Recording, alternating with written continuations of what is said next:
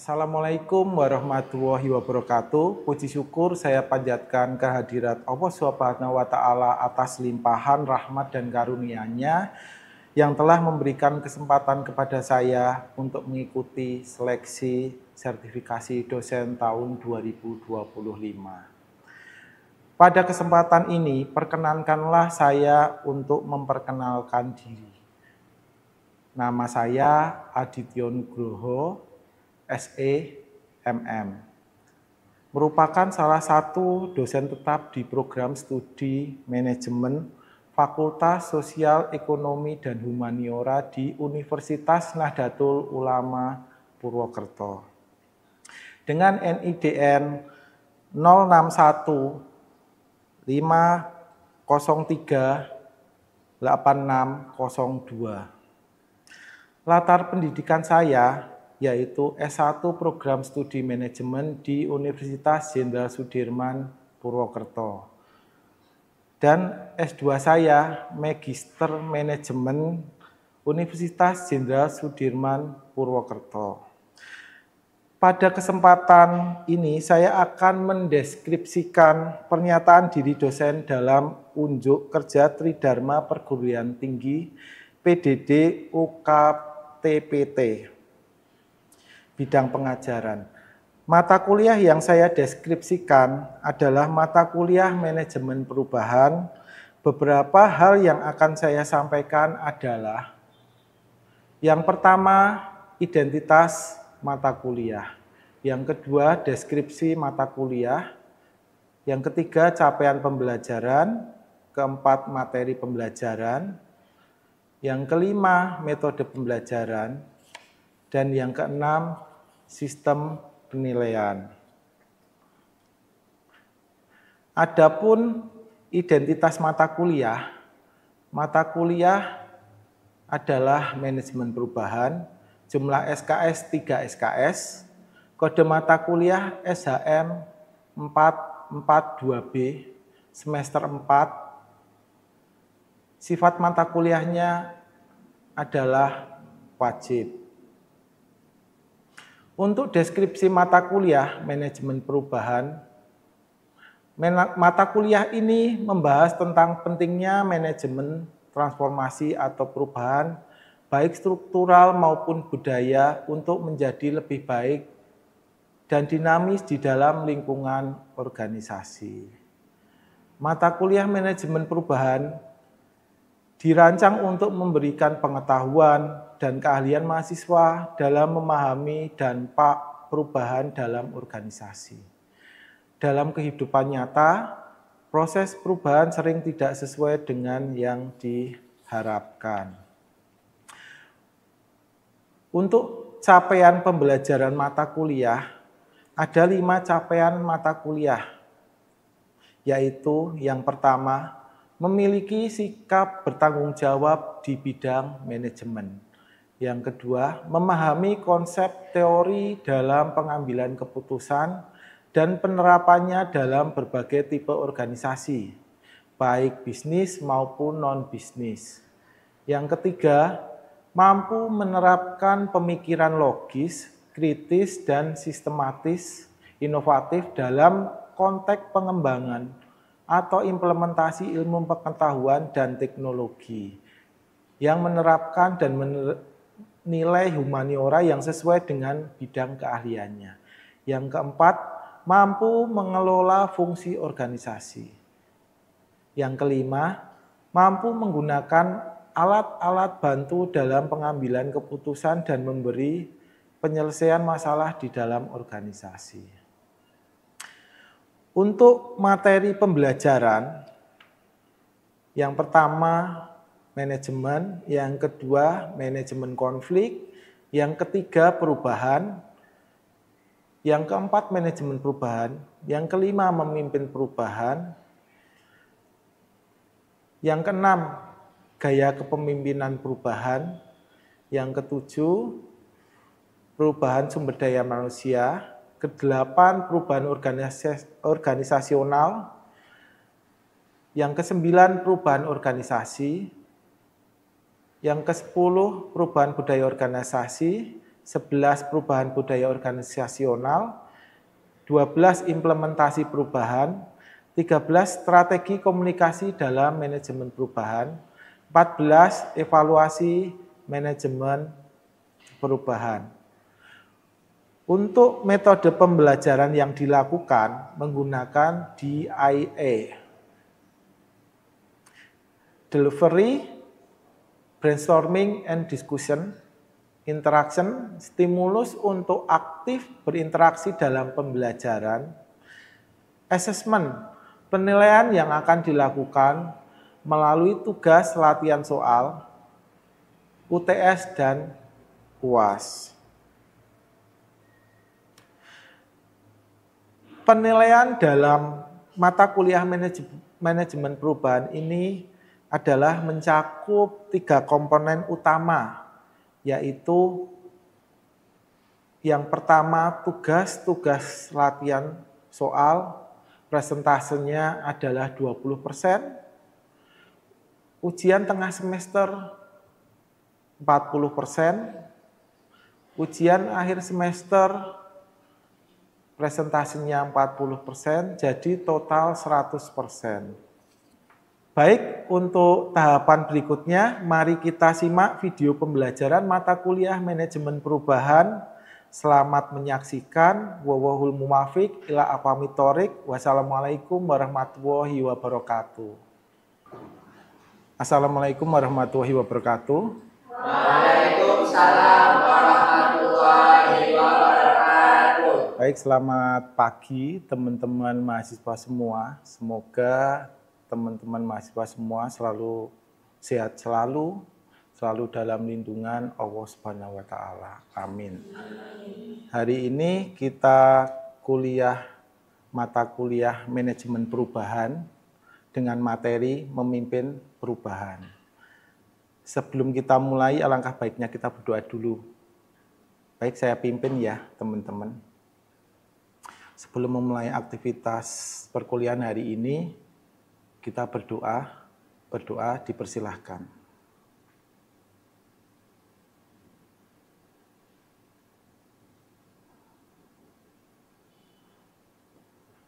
Berdoa selesai.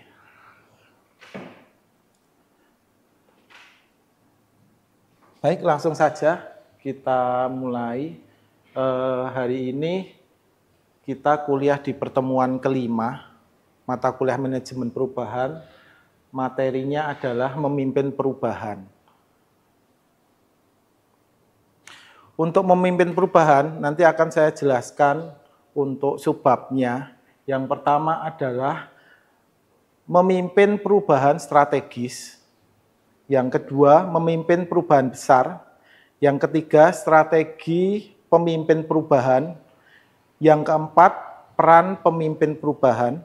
Yang kelima, penyakit kepemimpinan.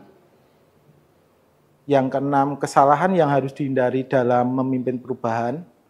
Yang ketujuh, pelajaran untuk memimpin perubahan. Baik, langsung saja kita masuk ke memimpin perubahan. Pemimpin organisasi atau perusahaan harus dapat bertindak sebagai sponsor perubahan.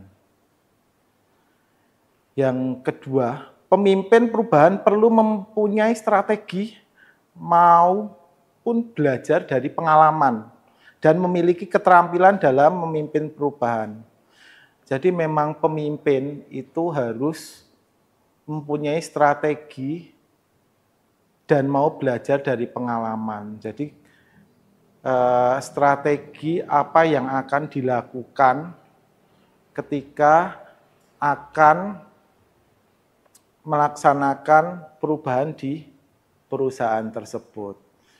Karena rencananya pasti akan dilakukan oleh karyawannya. Jadi memang harus mempunyai strategi. Terus mau belajar dari pengalaman. Memang di dalam perusahaan, apalagi perusahaan yang sudah besar, pengalaman perusahaan itu banyak ya. Misalnya perusahaan di bidang makanan. Perusahaan di bidang makanan ketika akan melakukan perubahan harus ada update inovasi produk ya. Terus keinginan konsumen seperti apa. Jadi kita harus update yang nantinya memang perubahan di sini itu akan bisa memajukan dari perusahaan tersebut. Yang ketiga adalah perubahan perlu pemimpin yang kompeten untuk mengelola perubahan dan bawahannya mampu menjalankannya. Di sini pemimpin yang mempunyai kompeten itu seperti apa? Pemimpin yang mempunyai keahlian, pemimpin yang mempunyai pengalaman, pemimpin yang memang pernah mengelola atau menjalankan paling tidak kelompok atau perusahaan sebelumnya. Karena pemimpin tersebut cerminan dari karyawannya. Kalau pemimpinnya hanya diam, nggak punya kompeten, lebih pinter dari karyawannya, itu repot. Ya. Yang selanjutnya, yang keempat, pemimpin bersedia mendelegasikan sebagian wewenangnya kepada bawahannya dan bawahan akan mendapatkan kepercayaan. Di sini pemimpin harus bisa mendelegasikan sebagian wewenangnya. Di sini saya sampaikan juga bahwa pemimpin tersebut memang harus mendelegasikan wewenangnya. Kenapa? Karyawan ketika akan mendapatkan kepercayaan, diberi wewenang, itu pasti motivasinya akan tinggi. Terus inovasi dan kreativitas dari karyawan tersebut akan keluar.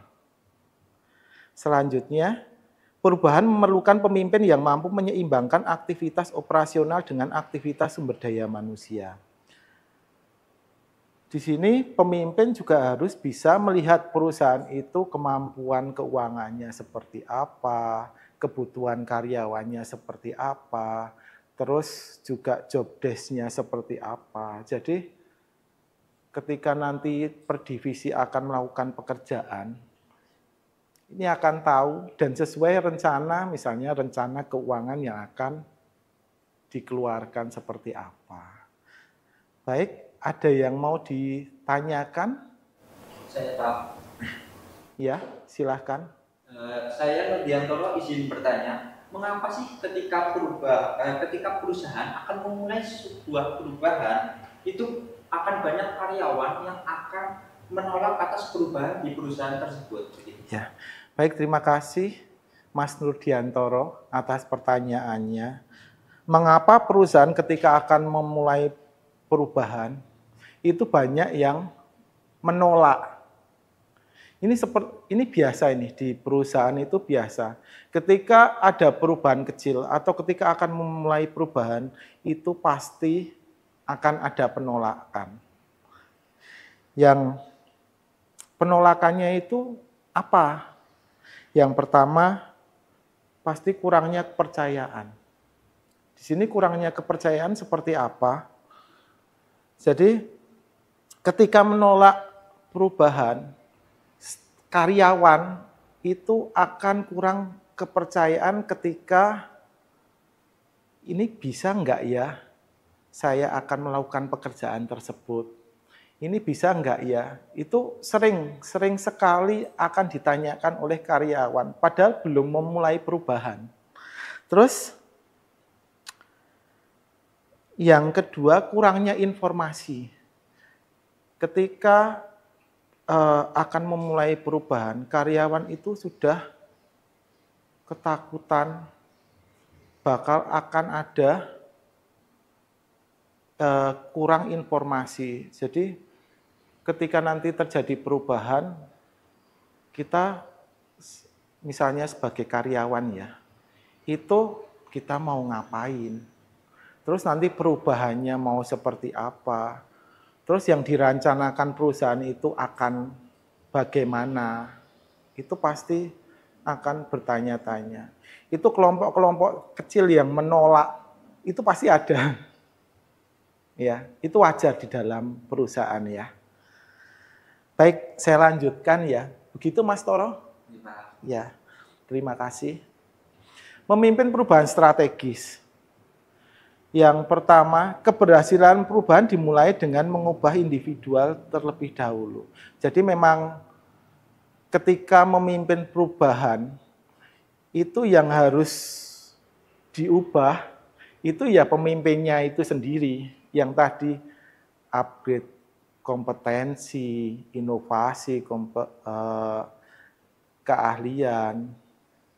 Ini sangat penting karena akan ditularkan ke karyawannya.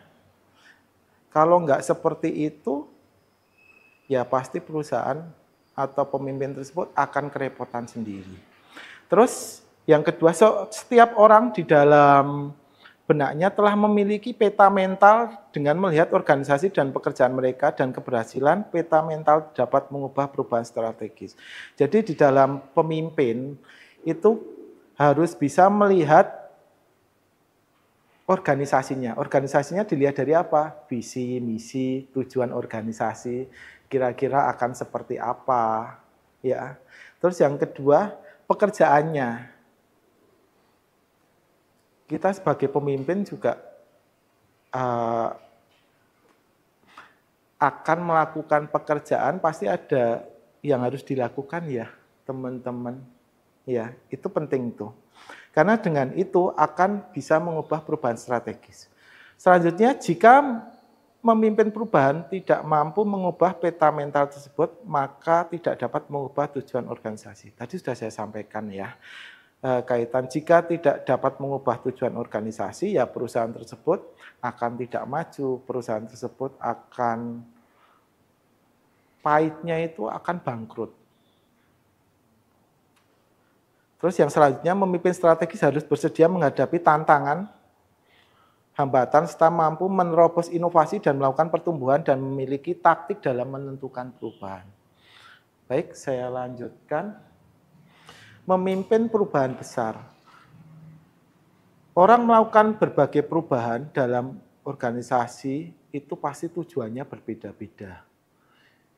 Pasti mereka punya akselerasi ketika memimpin perubahan. Pasti punya visioner ya, pasti punya inovatif, dan juga harus adaptif dengan kondisi lingkungan di perusahaan tersebut. Dan juga pemimpin tersebut harus pemimpin transformasional. Di sini bisa menerima masukan, kritik, saran, bisa membuat karyawan tersebut nyaman. Terus selanjutnya, perubahan dalam kepemimpinan terjadi apabila didorong dari manajemen puncak. Manajemen puncak di sini, manajemen seperti CEO, ya, CEO, terus mungkin jajaran direksi, komisaris, itu bisa. Selanjutnya, inisiatif perubahan berhasil apabila orang mempunyai imajinatif, komitmen, akuntabilitas, dan mempunyai kewenangan cukup untuk melakukan perubahan. Sampai sini ada yang mau ditanyakan? Ya, baik Mas Afif. Bagaimana sih cara seorang pemimpin untuk menggerakkan anggotanya agar aktif dalam melakukan perubahan? Baik, terima kasih. Bagaimana seorang pemimpin dapat memberdayakan timnya ya, atau menggerakkan partisipasi dalam proses perubahan. Terima kasih pertanyaannya Mas Afif. Jadi memang kita sebagai pemimpin harus bisa mengkomunikasikan visi dan tujuan dari organisasi tersebut kepada karyawannya. Terus yang kedua, mengajak tim dalam proses perencanaan perubahan. Jadi harus diajak ketika ada proses perubahan, ya harus tim kita itu harus tahu rencananya ke depan, 1 tahun ke depan itu akan seperti apa, ya. Kalau bisa dalam mengambil keputusan juga bisa karyawan tersebut bisa memberikan saran atau kritik atau masukan ya agar bisa mengambil keputusan si pemimpin tersebut. Selanjutnya mengakui dan menghargai kontribusi, jadi memberikan reward ya. Bisa ucapan terima kasih, bisa memberikan mungkin memberikan reward dalam bentuk uang atau piagam, itu bisa ya ketika karyawan tersebut memang berkontribusi maksimal. Jadi karyawan tersebut merasa seperti memiliki perusahaan.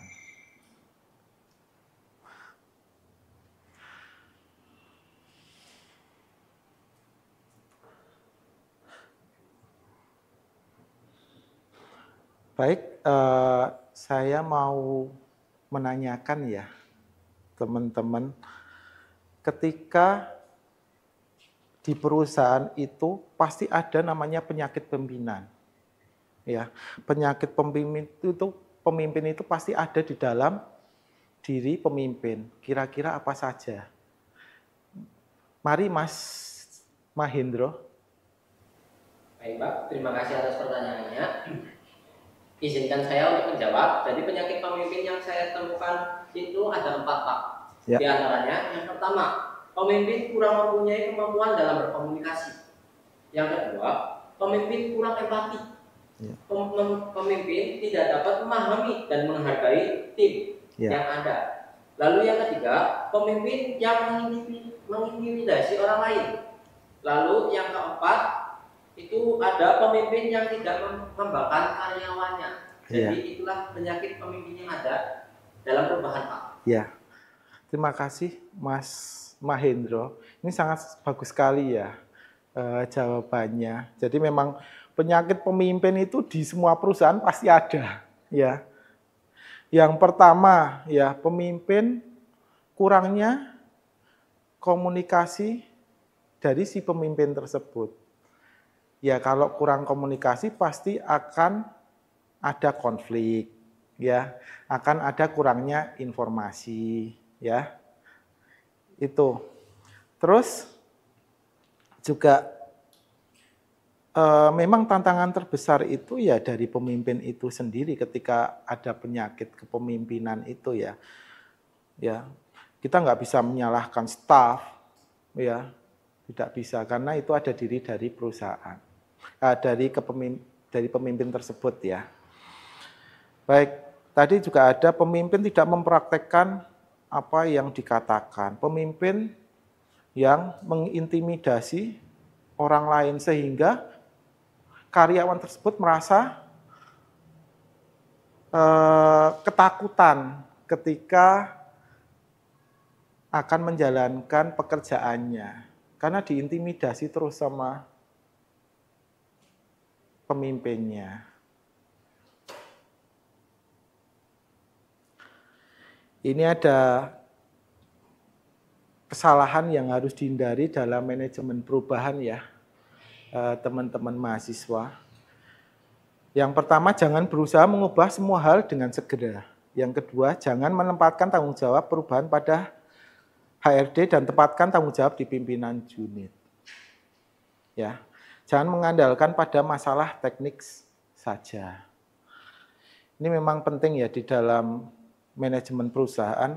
Kesalahan memang banyak, tapi memang harus dihindari. Memang nggak segera ya, nggak harus semua instan ya. Tapi berproses teman-teman ketika perubahan itu dilakukan di perusahaan.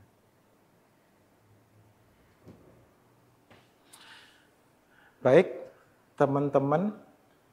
Itu saja dari saya terkait dengan materi pemimpin perubahan.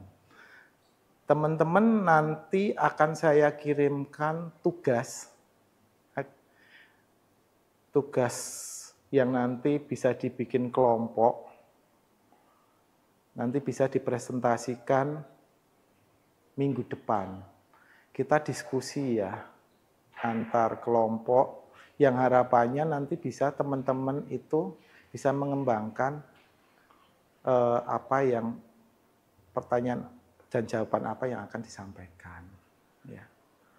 Jangan lupa teman-teman presensi, ya, presensi di mata kuliah manajemen perubahan. Ya.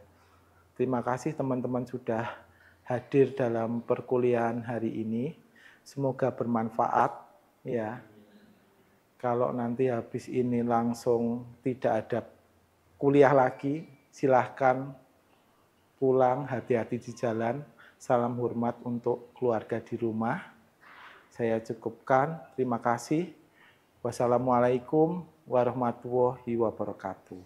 Waalaikumsalam warahmatullahi wabarakatuh. Terima kasih teman-teman. Ya.